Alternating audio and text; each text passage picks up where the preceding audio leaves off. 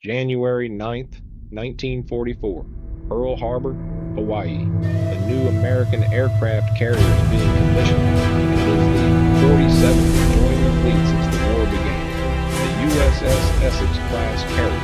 intrepid, 27,100 tons of steel and aviation fuel and precision engineering, glides into active service on a schedule that our designers and builders have accelerated to a degree that the Japanese naval officers receiving intelligence reports about American carrier production in early 1944 find in the specific phrase used in several of their assessments, physically inexplicable, not tactically surprising, not strategically unknown, but that too, physically inexplicable. The word choice reflects the professional military judgment that the rate of American carrier production is incompatible with what the Japanese officers understand about how long it will take, how long it will take, how much industrial capacity they require, and what physical restraints govern the process of assembling vessels on this platform. The intrepid has been building great mission in 22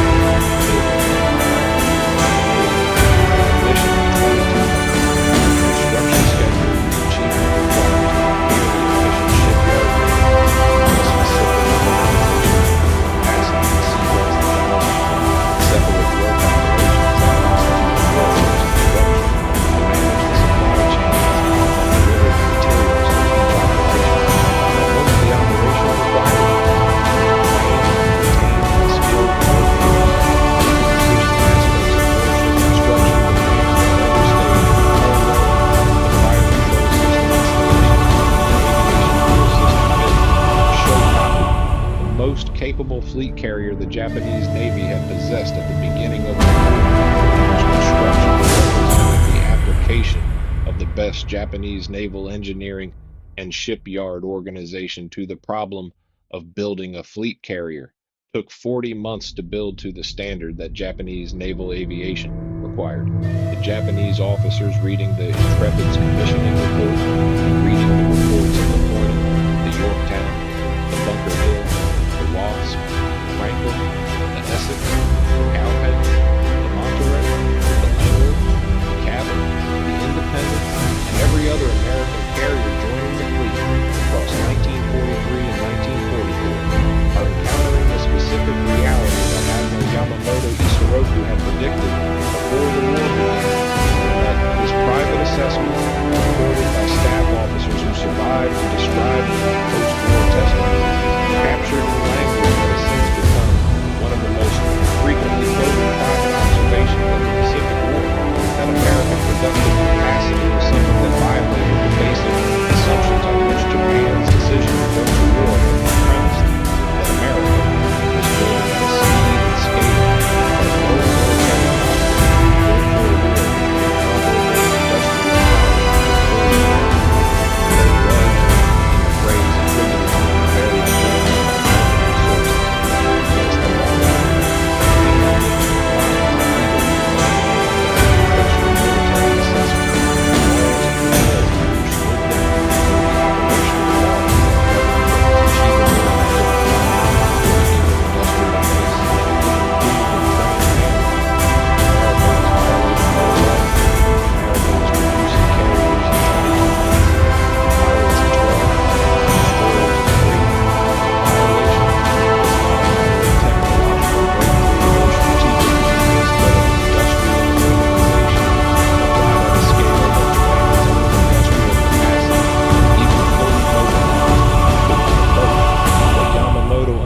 before the war began, and what the Japanese naval staff was confronted with increasing urgency and decreasing operational capacity to respond to the confirmation through 1943 and 1944 is the story of how a war is decided not on any specific battlefield, but in the factories and shipyards and training programs that determine what shows up on the battlefield years before the battle is fought. To understand why a Japanese admiral described American industrial speed as against the laws of war, you have to understand what the laws in the operation, rather than legal sense, were understood to be in 1941 by the professional military establishments of the major powers.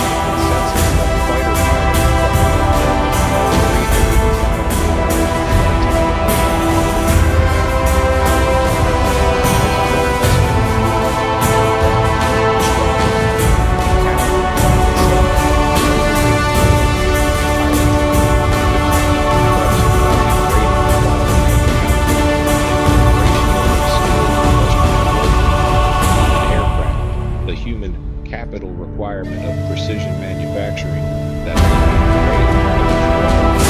machine tools could be converted to finished weapons because the machining, fitting, and assembly operations that modern aircraft required could not be performed by unskilled labor regardless of how much of it was available. These relationships had been observed, quantified, and incorporated into the planning frameworks of every major military, and they represented the baseline assumptions on which strategic planning rested. These relationships had been observed, quantified, and incorporated into the planning frameworks of every major military, and they represented the baseline assumptions on which strategic planning rested. If you knew how many months it took to build a carrier, how many shipyards had available for carrier construction, you could project with reasonable accuracy how many carriers. If you knew how many flight hours a pilot needed to reach operational standard, how many training aircraft were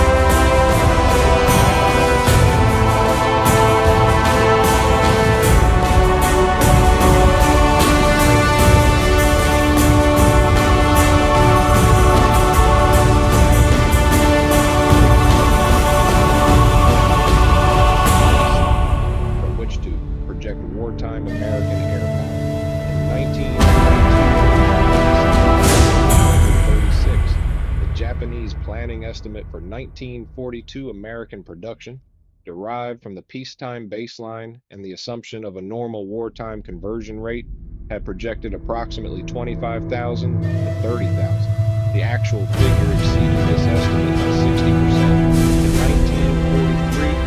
American aircraft production reached 85,898. The planning estimate projected something in the range of 40,000 to 50,000. The actual figure exceeded the estimate by more than 60% again. In 1944, it reached 96,318, a figure that represented the production of a single nation across single year in excess of the total aircraft production of Germany, Britain,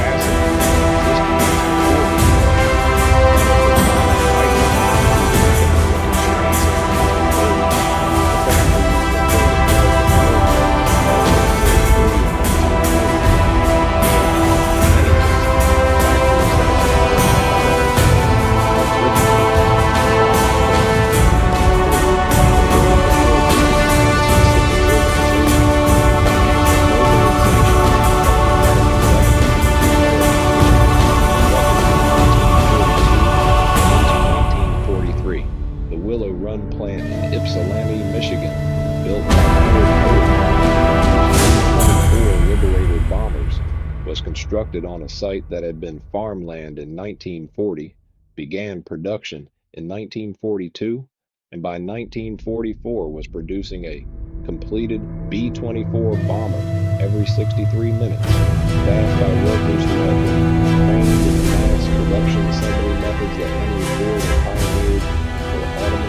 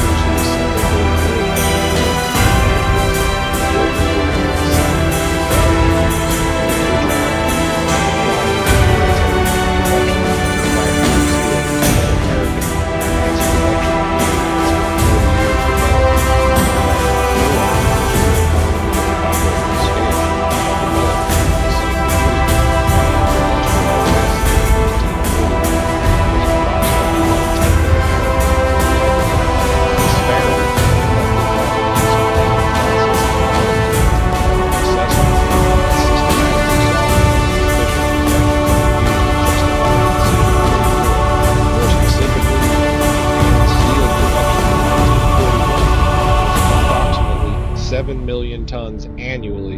against America's approximately 80 million tons. This is not an armament disadvantage, a disparity that tactical ingenuity or superior strategic concentration might overcome. It is the difference between a nation that can build approximately 30 destroyers per year and a nation that can build approximately 300. Japan's oil production was approximately 300,000 barrels annually from domestic sources, negligible against American production of approximately 200 million barrels, requiring Japan's economy to import the overwhelming majority of its oil requirements from sources that were, by 1941, either controlled by American aligned powers or accessible only through sea lanes that American naval power would admit. Japan's machine tool industry, which set the physical ceiling on the precision manufacturing that modern weapon systems require because aircraft engines and naval gunfire control systems and submarine torpedoes cannot be manufactured without machine tools capable of working to tolerances measured in thousands instead of inch, was smaller than America's by a factor that Japanese planners were, and that the strategic calculations they used consistently saw them in public versions while acknowledging with greater precision in the private assessment. The machine tool strength set the absolute upper limit on weapons production that no organization improvement or labor mobilization could exceed regardless of how raw material was made. Yamamoto understood the disparity because he had seen it. He served as naval attaché in Washington from 1925 to 1928, returned to the United States for additional assignments in 1929 and spent years building the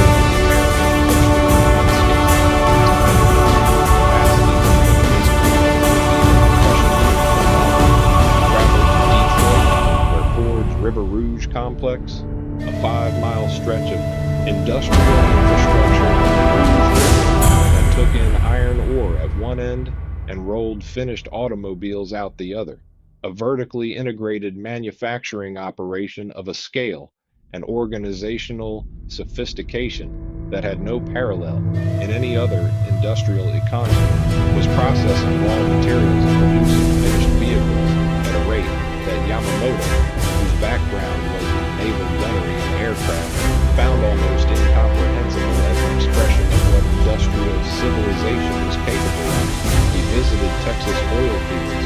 whose production rates dwarfed Japan's entire domestic output of reserves that appeared to an observer from a resource-poor island nation essential and exhausting. He visited steel mills in Pittsburgh and Gary, Indiana, whose combined output in a single month exceeded Japan's annual production, that were operating at a fraction of the theoretical maximum because American domestic demand while substantial, did not require the full utilization of the capacity that the Depression was about to curtail. The attendant American military exposition and naval demonstration, he returned to Japan with an assessment of American industrial potential and his private communications to senior Japanese naval officers and leaders received the world, consistently more sober than the official projections of Japanese strategic planning. This famous pre-war observation, reported by staff officers in various slightly different versions, specific phrasing bearing across the accounts that have survived from the substance consistent across Ireland, that he had promised to run wild for 6 months to a year after opening hostilities, but had no confidence in the second. The third year was not a mature and flourished argument against the building about Imperial Japan. It was a precise strategic assessment derived from his personal observation of what American industry was capable of, translated through the framework of a naval officer who had spent his career calculating exchange rates between weapons and outcomes. And it produced a specific conclusion that Japan could win the early engagements and could not win the war because the early engagements could not consume American productive capacity fast enough to prevent that capacity from being converted into the forces alongside the later engagements. The assessment was incorporated into planning scenarios that then preceded the war anyway, because the institutional pressures driving Japan toward conflict were not primarily responsive to strategic analysis, however well-grounded, that projected failure on a timeline of crisis. The Essex-class carrier began arriving in the Pacific numbers of the Japanese naval staff has been respected as a theoretical calculation for 2 years that are now becoming operational reality faster than the Japanese counter-strategy developed to address. The Essex herself led shipping the class. Its commission in December 1942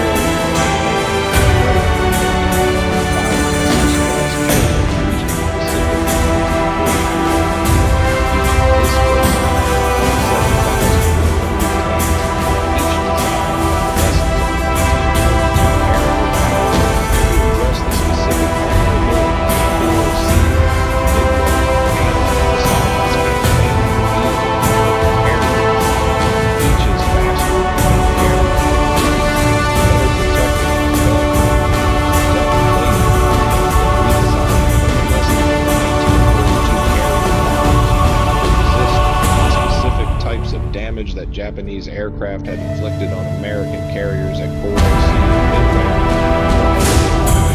anti-aircraft weapons. The Essex class carries quadruple Bofors 40mm mounts and 20mm Oerlikon cannons in numbers that make each vessel its own formidable anti-aircraft platform and aviation capacity, capable of operating an air group of 90 to 100 aircraft compared to 75 to 80 of the earlier wartime class. Each is designed from an operational understanding of carrier warfare that the 1930s era Japanese carriers were designed before anyone possessed, incorporating combat-derived insights about damage control, aviation fuel system design, and pilot survivability that the operations of 1942 had made available to American designers at the time to build into the 1943 and 1944 conditioning schedule. The Japanese carriers that opposed American orders in 1942 were built to the design standards of the 1930s, standards that the combat experience of 1942 provided to Coral Sea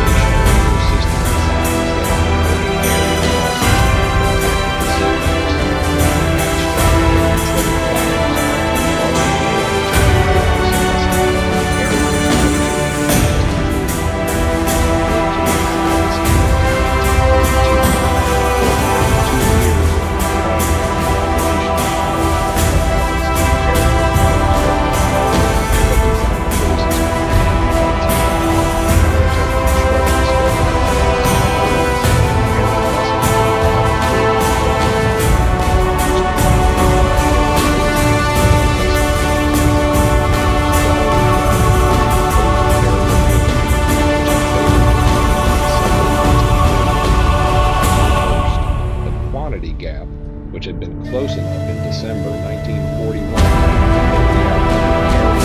genuinely uncertain, has become so large by late 1943 that it can no longer be described as a gap in the conventional military sense. It is an imbalance of the kind that decides wars before the decisive battle is fought. The near failure of the American industrial mobilization, the moment that comes closest to validating the Japanese assessment that American production rates were a wartime anomaly that could not be sustained,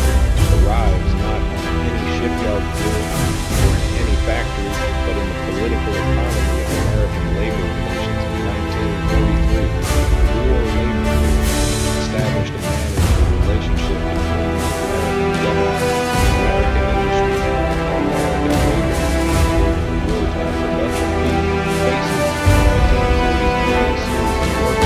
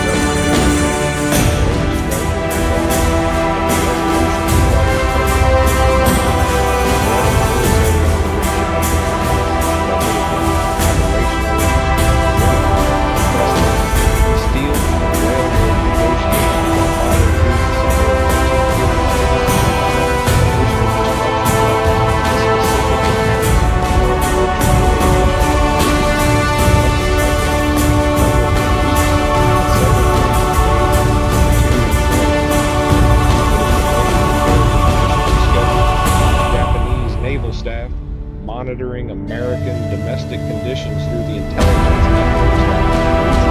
that diplomatic channels provide, through reports from Japanese embassy personnel in neutral capitals who read American press coverage and who maintain relationships with businessmen and journalists who can provide some visibility into American domestic conditions, is aware that American labor relations are producing friction in the war production system. Japanese intelligence assessments of the 1943 American labor situation acknowledge the coal strikes and the steel and railroad negotiations with a detail that suggests good intelligence collection on American domestic politics, and they note the possibility that the friction might indicate a structural limit in American production sustainability that the intelligence assessments cannot determine because the information required for the kind of material decision-making data that no foreign intelligence service has reliable access to in real time is whether the friction is structural. A sign that the American production rates of 1942 and the 1943 commissioning schedules assumptions are not sustainable over time. For episodic, temporary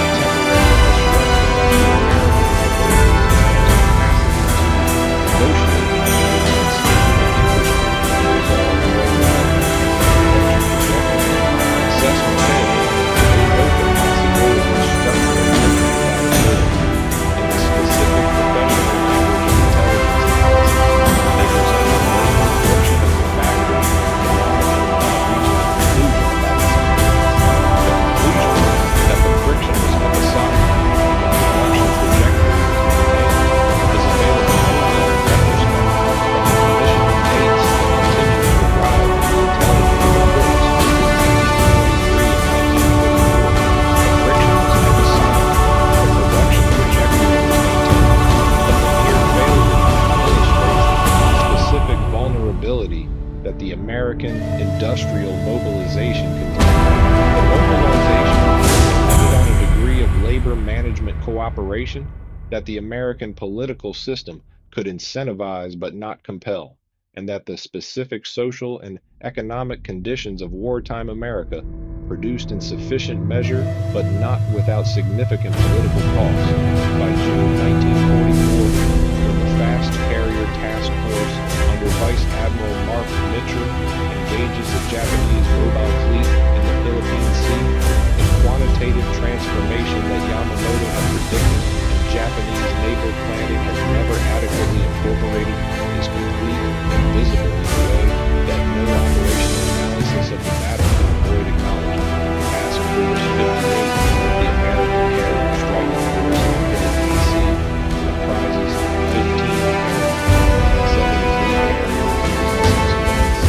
8 light carriers, and 8 guns, carrying approximately 9 aircraft, protected by 7 battleships, 8 cruisers, and 58 destroyers. Total complement of personnel is approximately 100,000 men, commanded by the carrier vessel by Vice Admiral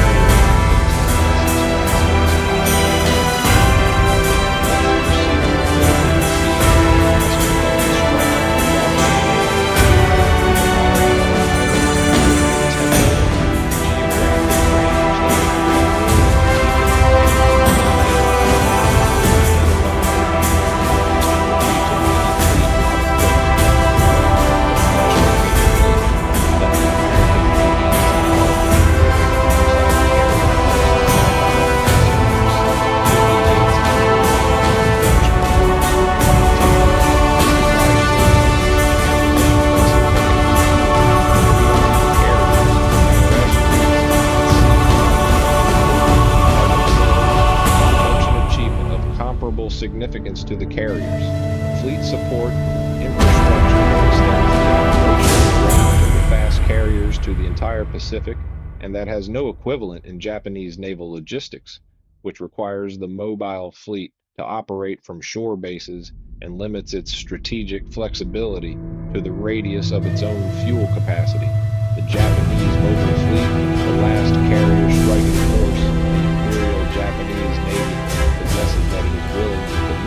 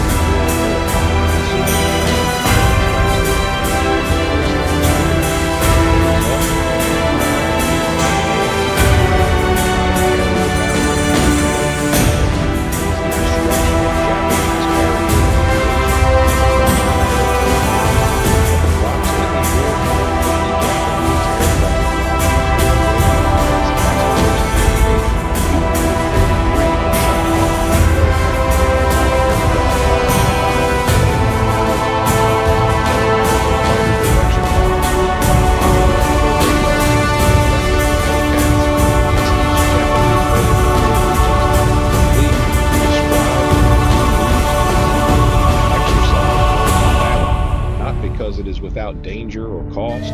but because the combination of radar and pilot quality gives American pilots the specific tactical advantages that allow them to choose the terms of each engagement in a way that the attacking Japanese aviators cannot contest. American losses are 29 aircraft, some of them to anti-aircraft fire fleets on guns, as the volume of aircraft in the engagement area overwhelms the identification systems that are supposed to prevent friendly fire incidents. Three Japanese carriers,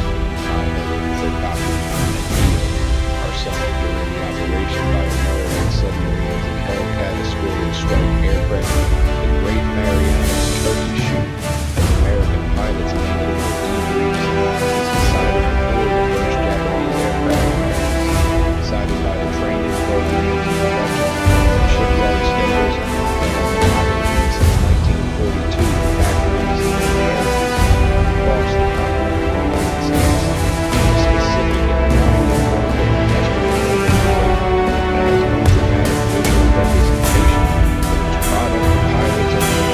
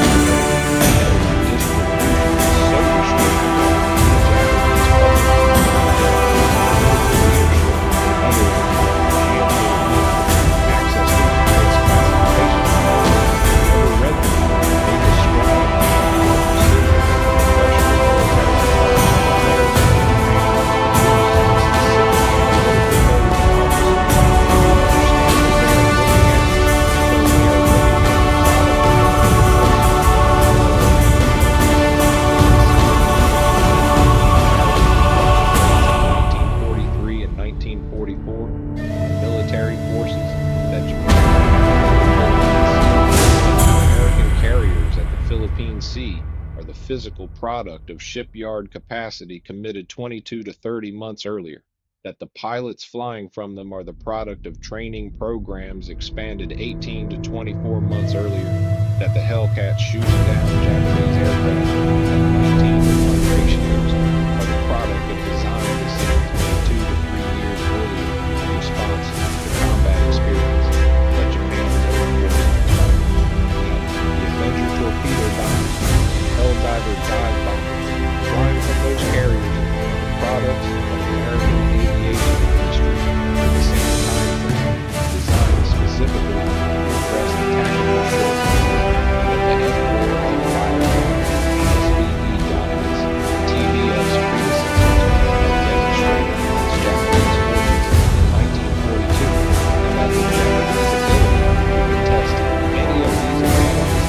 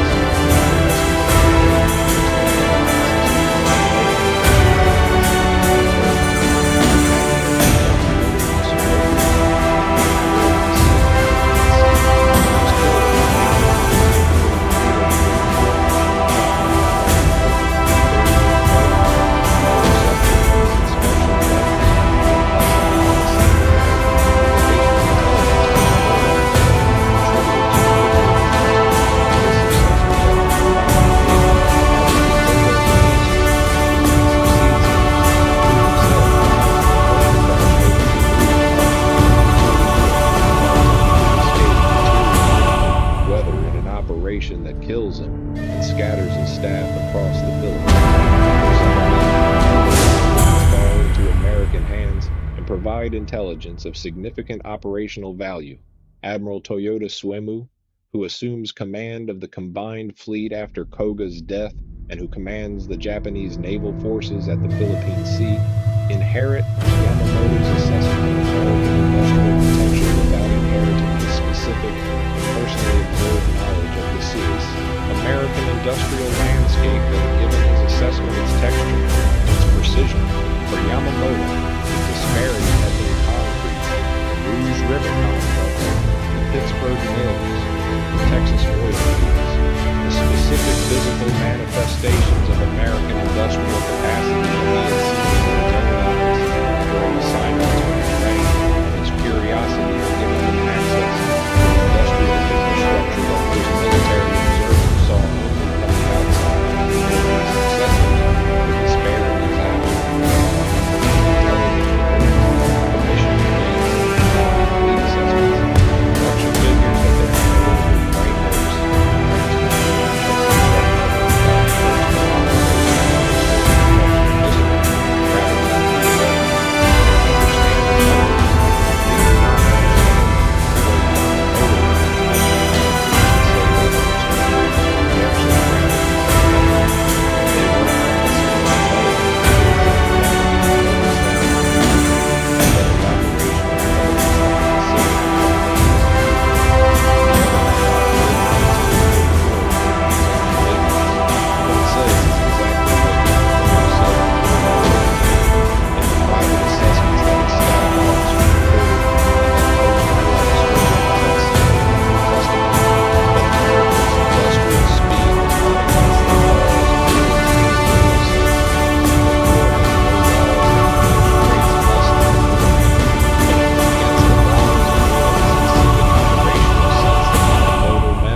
against the planning assumptions, the historical precedents,